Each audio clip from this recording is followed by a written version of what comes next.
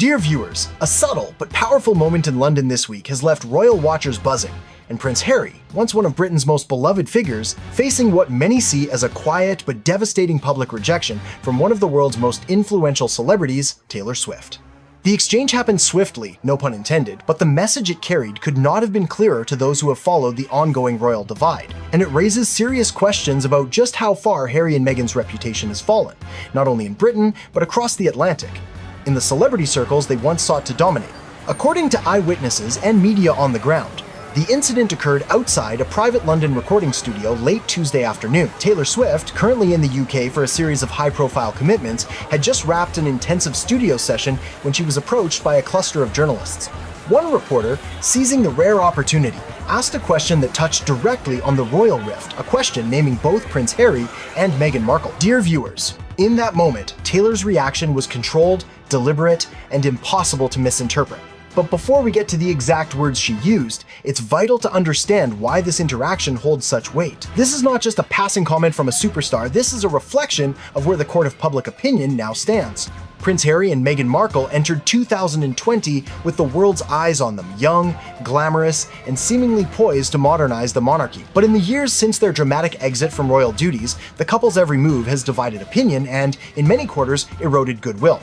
From the explosive Oprah Winfrey interview, in which they leveled allegations of racism and cruelty against unnamed members of the royal family, to the Netflix docuseries that many saw as a one-sided airing of grievances, Harry and Meghan have increasingly been viewed not as victims, but as architects of their own alienation.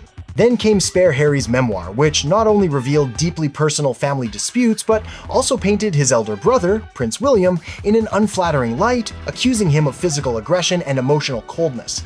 Dear viewers, for those who value loyalty and discretion, these actions were not just controversial, they were seen as betrayals. And in celebrity culture, where image is everything, those betrayals have consequences. This brings us to Taylor Swift's own royal connections. While Taylor has never been a formal ally of the British monarchy, her rapport with Prince William is well documented. In 2013, the two famously shared a stage at a Kensington Palace charity gala, performing alongside Jon Bon Jovi in a lighthearted moment that endeared William to fans worldwide.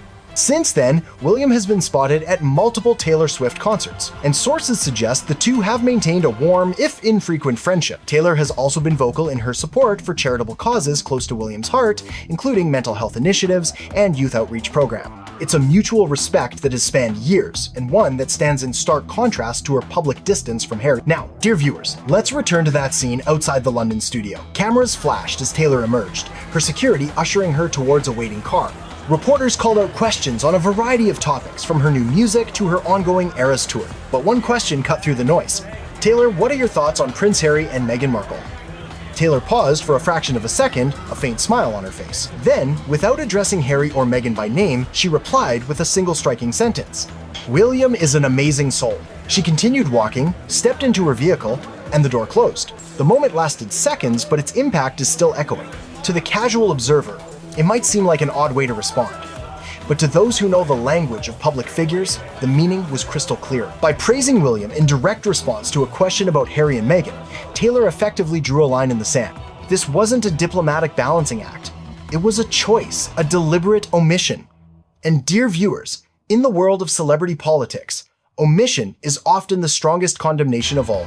Why would Taylor Swift, a master of brand management, go out of her way to avoid speaking about Harry? The answer lies in three critical factors: loyalty and integrity. Taylor has built her career on authenticity and loyalty to her close circle. Associating with someone who has publicly attacked their family conflicts with those values. Public sentiment. Polls in both the US and UK show a sharp decline in Harry and Meghan's popularity since their exit, while William and Catherine's remain high. Reputation management. For a superstar like Taylor, every association matters. Aligning herself with William, seen as dutiful and steady, is a far safer image move than aligning with Harry, now viewed by many as divisive and unpredictable. Dear viewers, this incident is more than just a celebrity choosing her words carefully. It is emblematic of a broader shift. Harry and Meghan's star power is no longer untouchable. In fact, in many elite circles, they may already be considered liabilities.